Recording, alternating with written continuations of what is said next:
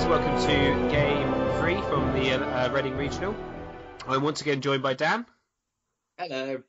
And we've got an interesting matchup here. So we've got Calvin playing a Greyjoy Banner of the Stag against Simon Pearson playing Targaryen Banner of the Lion. Banner of Lion, is it? Yeah, so obviously a deck that at the beginning of the regional season was really popular. I love how Calvin just throws his cards down there like, yeah, I don't care. What are you going to do? So we've got, it's an interesting setup, only one character for Calvin, but he's got the Seastone Chair and the Great Kraken. Sorry, I was confused for a second there. I thought he was running Baratheon Banner of the Kraken. I was like, what? No, okay, of course. What was it? There was a moment where I thought someone was cheating, but because they were Banner to the Sun and they had a Gaston Grey. And I was like, what are they doing? And then I realised they'd had a Euron and had stolen it.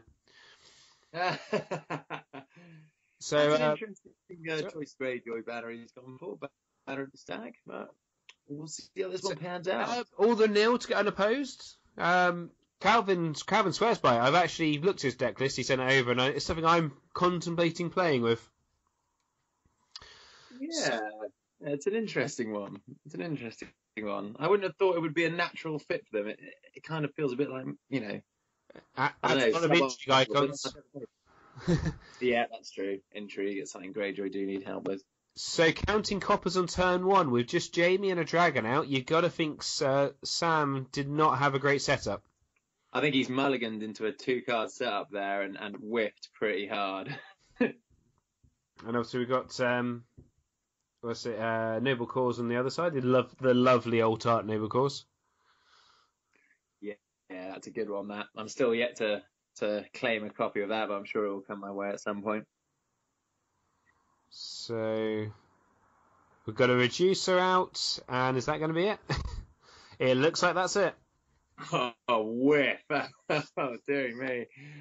It's not a great start for our Targ friend. No, and this is one of those things where I use AGoT setup a lot, and I just obsess about the setup percentage sometimes. Yeah, that website is absolutely invaluable. For every deck I build through that, and see if I can streamline the bejesus out of that setup. My Stark deck was down to 0.9% at one point. Bad setup. Oh, yeah. Smooth. I was looking at my wife and said, "Are you impressed now?" She wasn't. Because I have no idea what you're talking about. Basically. So, amazing. What do you reckon we're going to see here? Because if we see a Melisandre now, this could get quite sad very quickly. This could get pretty one-sided. He's sound 6 gold. With 2 to reduce Noble, yeah. Yeah, so he's got everything to play for and forever to play it in. Well, 55 minutes. That sense of time can fluctuate so rapidly in the tournament. In 1 minute, it just feels like hours lasting forever. Oh, so and sometimes literally nervously glancing at your watch. So he's coming with Asher straight away. Duped Asher as well. Ooh, nice. What else are we going to see? He's got 3 gold left to spend. He's spending. Sitting on 3. Interesting. No, you got to wonder if he's sound some sort of horrific kill event there. So this is the one good thing about having Jamie out is at least he can get some nice unopposed. So at least you've got a character who can attack and not kneel, even with a bad setup. That's true. I wonder if he's running even-handed justice, this Kraken Stag player. Hold on a second. Be right back momentarily. Oh, sure. I'll hold the fort.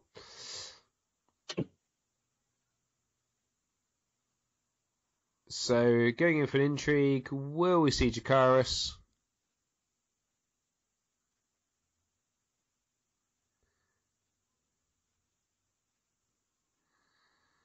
No. So unopposed. Now, be interested to see if Calvin draws a card or takes a power. Sorry about that. I'm back now. That's all right. So all you've missed is an unopposed intrigue.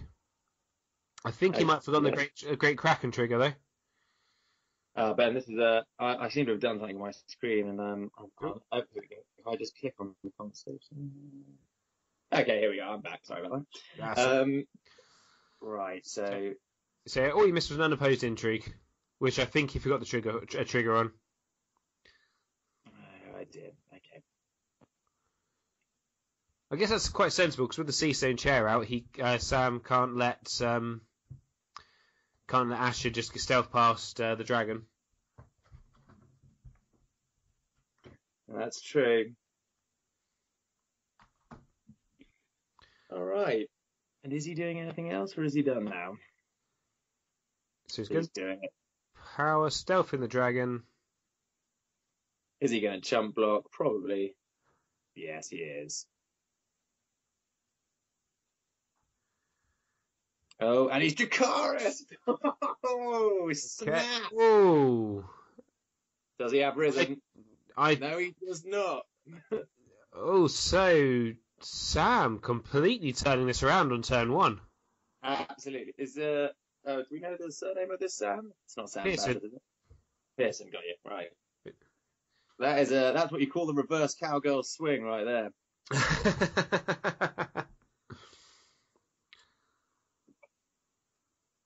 So that's not what you want to happen turn 1 as a Greyjoy player. Your Asher go up in flames. And this is why Targ was always my least favourite matchup with Greyjoy. Yeah, you can definitely see that Blessing of the Drowned God would have a place if Targ made a fiery comeback. Yes, which is really weird. I think there's only 3 Targ players at Reading. That's a shame. They were really powerful at the start of the game, and they just... Well, apart from the incredible Merchant Prince, they've just really had a lot of bad cards, you know. They had the Crown of Gold, but that's a one-off. Yeah, it's true. I mean, God, I hate that card so much. I despise that card. So, trading and calling the banners. So that's going to be a lot of gold for both of them here. Be some coins coming down. Trading with the Pentoshi. He's got to have some big guns in there. I wonder if we're going to see a Miri or a Danny or something here. Maybe even Carl to just try and wipe the table with Jamie. Oh, true. Smash Brothers. Yeah, a lot of people that do run time. Oh, Miri. And that's not what you want to see as a Greyjoy player. No. You do not want to see that fat but humble woman slaughter your board. I still don't quite get how why Targ has disappeared completely. You still see them as a banner. Yeah, I think that everyone banners them for Miri now, don't they? But if she was loyal, I think it might be different. But killing Khal Drogo, I think, means you probably can't be loyal. Yeah, no, it's strange that, because they're still even though their core set cards are they're very good cards still. But I guess people are not. I think it might be lots of little effects, because First Snow has not helped to the dragons. Severe in Pain has not helped to the dragons. No, that's true. Actually, there's been they do rely on their three costs quite a bit. Milk and Miri immediately. You had to do that play though. Yes. Oh yeah. If you got Milk in hand and Miri's out, you say you have to. Oh, Balon, especially if you want to play Balon. Absolutely, yeah. Wondering if he's just sweating, hoping for his saves to pop up at any minute now. He's got some time, and he's sitting on 3. I wonder what it's twice he's done that now. I wonder what he's got in hand there.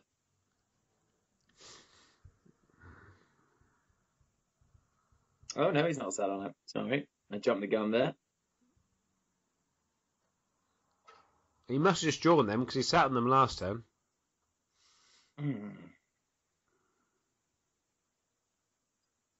Yeah, no. If he must have just drawn them, otherwise either that or he forgot he had them in his hand. So you got to defend here, I guess. I don't know. Has he just initiated a military challenge there, Jamie? Yeah. Okay. And you got 1 gold, so you still got to be worried about Jakaris. Oh God! If he's got a second Jakaris, and there's nothing more disheartening. I remember from the early days when you played against Targaryen, and as a Martell player, like there's a lot of good forecasters in that house as well. Yeah.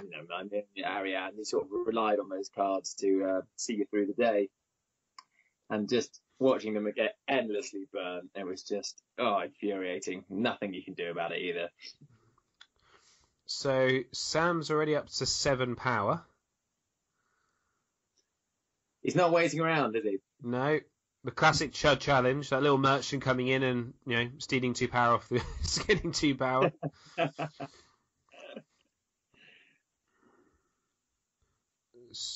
what's he doing with there? Could be Sejora.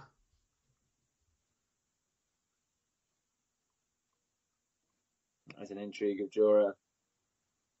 Is he gonna Unopposed. try and slow? No, he's let it go for unopposed. So that's 9 power. He's still got to start getting to the point now, Mr. Kraken. That is he's got to start blocking some challenges, otherwise the game's gonna get dragged away from him quite forcibly.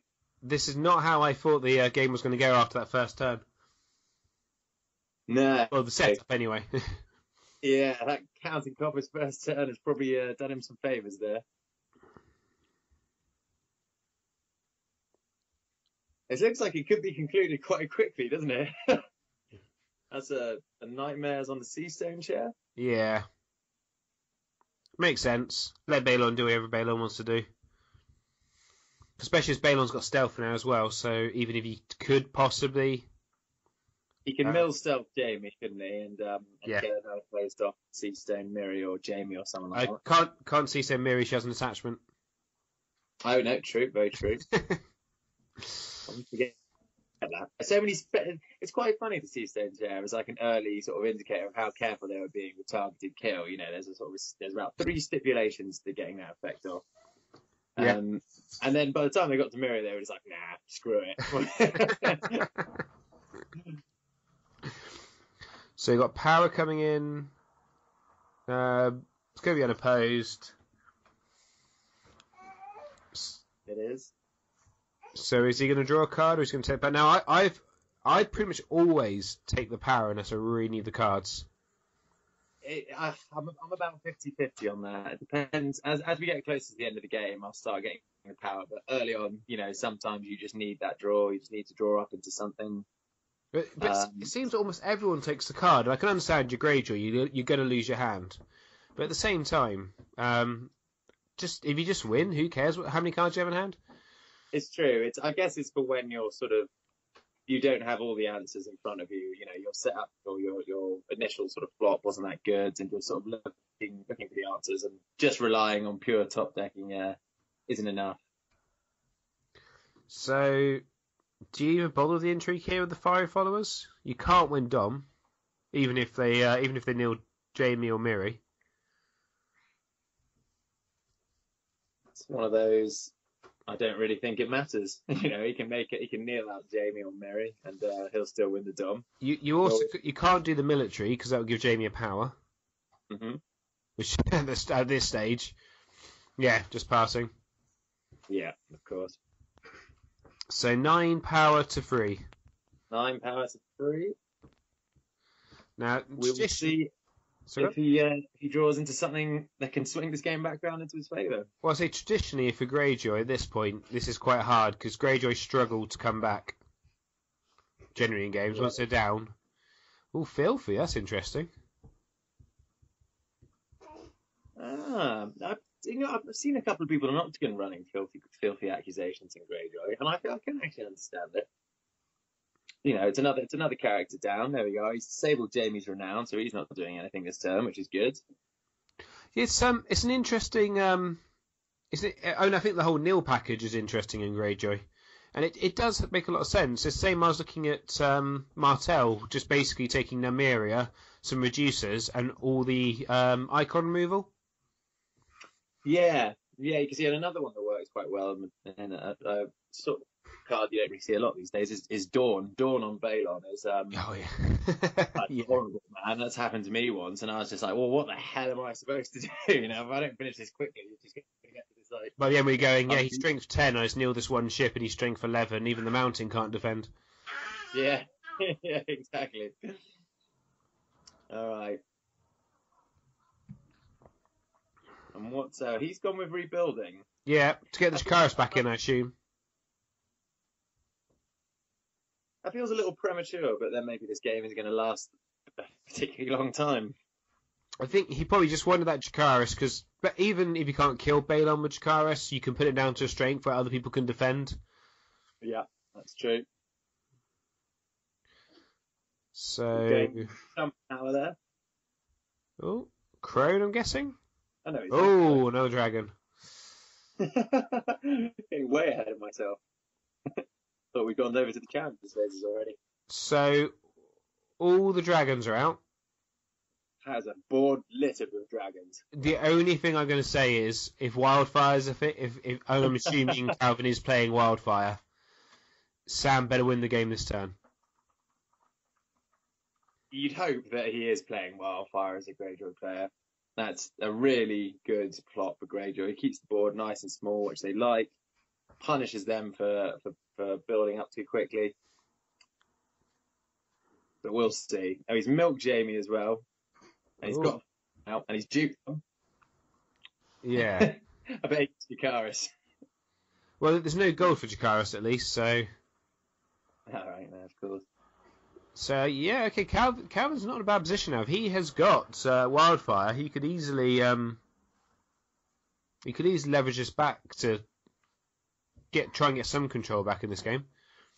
That's true, and there's a lot of dupes on those dragons as well. It'd be lovely to clear them out in fell swoop. Now, if he plays first snow, then I think he's in trouble. Okay, so he's swung in with Miri there for what I'm guessing is an intrigue challenge. I think he said power of 5. Okay, cool. Because unfortunately, Calvin at this point, he really has to defend this. No more unopposed challenges. Oh no, he's let it go unopposed. Babe. Calvin, you're a braver man than I am. Yeah. That's 11 power now. And this late on in the game, I think you've got to try and hang on to your power and stop them from running away with it. So he's swung in with 2 dragons there on a military challenge. Is it military got 6? He's not set on any gold. So surely that's a chump block with either... Well, as I said, it's not really a chump block if you're blocking with Theon. Block with the fiery followers, maybe? And then take a deep off Theon? Unopposed. I think he's unopposed it. Yeah. So he must have a plan. That's the only thing I can think of at this point. And it involves having all 3 standing up. I hope he does, because he is staring down at 12 power on the other guy. So he's going to oppose the intrigue. But in all fairness, Sam is now basically knelt out. Oof, we do not say. Having said that, that's not actually a bad. That's quite a good hit from. That's not the best hit. There's no locations. There's no negative attachments the Greyjoy needs to worry about. No, and typically that sort of deck isn't going to be running a huge amount of locations anyway.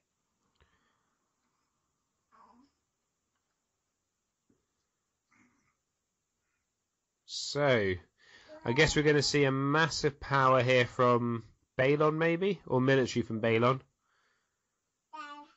And then... Well, either way, I think someone is dying this turn, but it won't be Jamie or Miri. No. Maybe Sajura? Actually, I think this will tell us whether he's playing first snow or not. Because if he takes a dupe off a dragon, he's probably playing first snow. It's an interesting plot choice in that deck. I don't know why you would play first snow unless you had some like fiery follower bouncing back, redeploying sort of thing you wanted to go on for Mel's effects. But so we've got the unopposed. Is this the unopposed military? unopposed something. Take the power. Yeah, at this point. So that was the unopposed military, and there's the sea stone chair. So who's he going to kill? He's killing Jorah. Okay. It's weird that he decided to put milk on Jamie that turn after he was knelt out. You've got to wonder about that. Jamie's not duped, is he? No. So Balon could have come in and would have won the power challenge. Would have won the military by himself. Now he's going for a power challenge with Balon. So he's taking the power this time from Great Kraken. Maybe he drew the card he wanted to see.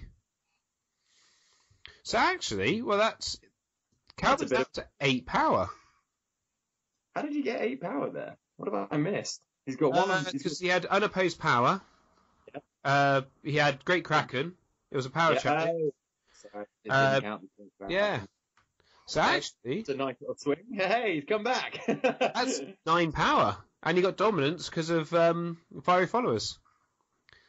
So this has got to be wildfire now. Got to be. Come on, play the card we want to see. Give the people what they want. What's he going for? Boom! There it is. Hey.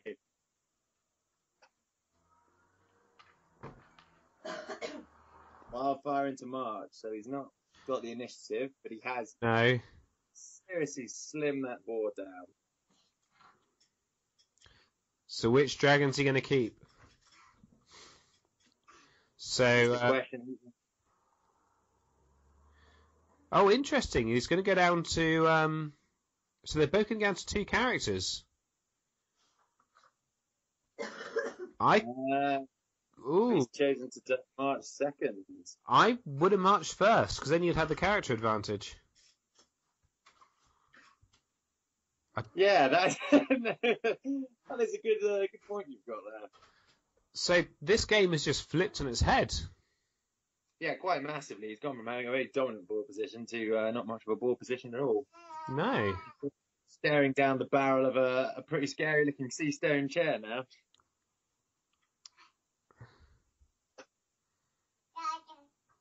So he won initiative, chose to go first, but chose to let Wildfire go off first.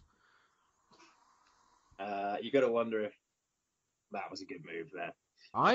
I'm assuming that there's probably some sort of I get to attack first, so if he doesn't get any characters out, I'm going to kill someone. But Balon's got a dupe. Balon's got a dupe. Absolutely right there. Jamie's still milked. Oh, there it is. Crown of Gold. And Theon had a dupe, but who gives a single...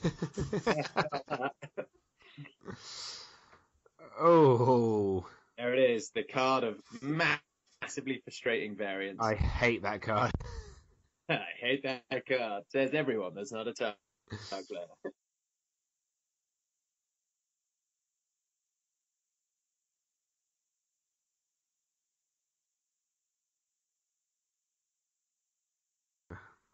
Shame he's not seen Mel. I could have thought Mel could have done some good work this game.